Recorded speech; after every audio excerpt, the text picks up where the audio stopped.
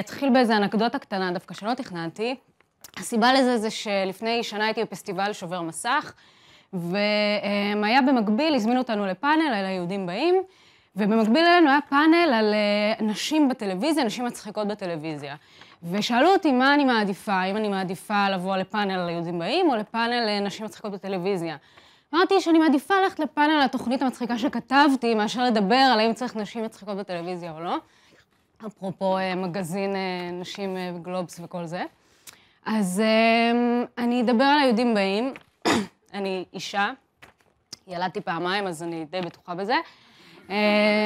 ואני אספר על היצירה שלי, יש פה כמה אלמנטים, אפשר לקרוא להם פמיניסטים, אבל זה ממש במקרה. אוקיי, אז כמו שהתחלתי, אני תסריטאית קומית בעיקר. עשיתי את היהודים באים, יחד עם אסף בייזר, השותף שלי, והגבר שלצידי, כשהגבר שלי לא לצידי. ואנחנו עשינו בעצם את הסדרה, אני לא יודעת אם אתם מכירים את הסיפור שלה או את הסדרה בכלל, אבל הסיפור היה בעצם סיפור מאוד מעניין, עברנו מסע מאוד ארוך בעלייה לאוויר. כשבועיים לפני שעלתה, עכשיו העונה השנייה באוויר, אבל לפני שהעונה הראשונה עלתה, אחרי שצילמנו לצילם ולהפיק אותה בערוץ הראשון, עלה פרומו שמאוד הרגיז אנשים מסוימים בפוליטיקה, בראשם את איילת שקד. איילת שקד יצאה נורא נגדנו, פנתה לאנשים הלא נכונים ברשת השידור, ושמו את התוכנית שלנו, בעצם הקפיאו אותה ושמו אותה על המדף. וככה תויגנו כשמאלנים, אנטי-דתיים, אנטי-מתנחלים, אנטי-whatever, עוד הרבה אנטים למיניהם. והחלטנו שאנחנו לא יושבים בשקט ולא נותנים לאנשים להשתיק את קולנו, לקחנו את הסדרה על דיסק און קי, והסתובבנו איתה בכל מקום שהסכימו בעצם לארח אותנו, עשינו הקרנות מחתרתיות באוזן בר, הוזמנו להקרנות לאט לאט, זה עבר מפה לאוזן, הוזמנו בכל מיני מקומות. ובסופו של דבר ככה הגענו בעצם לפסטיבל קולנוע דרום בספיר, ששם קרה בעצם איזשהו משהו שמבחינתי היה די אירוע מכונן בכל הסיפור הזה של הסדרה. בעצם מצאנו את עצמנו מגיעים לשם ונכנסים למין כיתת אומן שתכננו כרגיל לדבר על כל מה שאנחנו מדברים.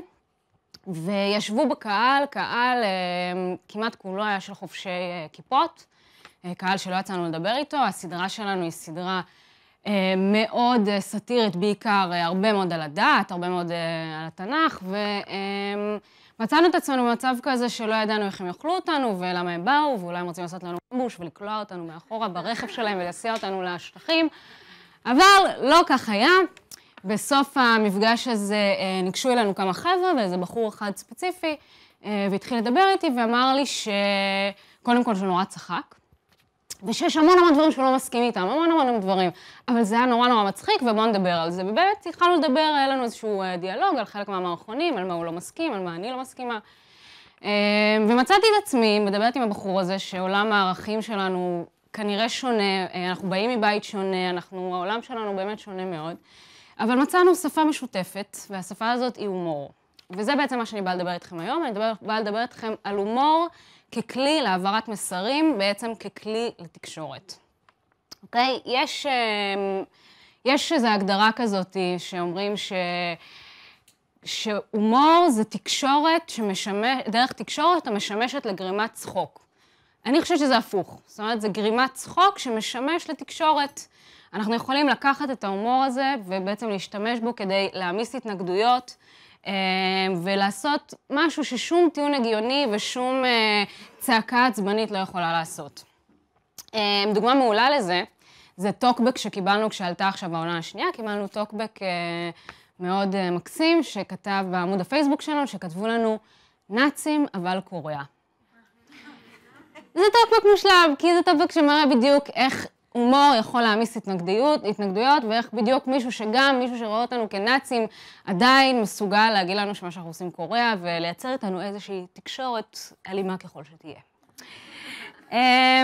אוקיי, אז היהודים באים היא בעצם תוכנית סאטירה.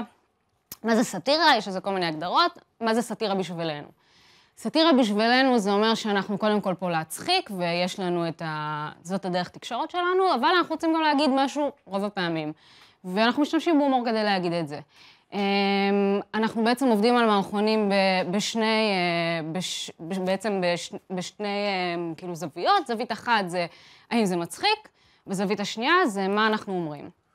זה בעצם שני הפרמטרים שאנחנו כל הזמן עובדים איתם. הם מתנדנדים, לפעמים האמירה יותר חזקה, לפעמים ההצחקה יותר חזקה, לפעמים אנחנו מוותרים על האמירה בכלל, אם יש משהו ששווה את זה כי הוא מספיק מצחיק. אנחנו בחיים לא נוותר על ההצחקה בשביל האמירה, כי זה מטרחן, ואומנם לטרחן זה נורא יהודי, זה פחות המהות של הסדרה שלנו.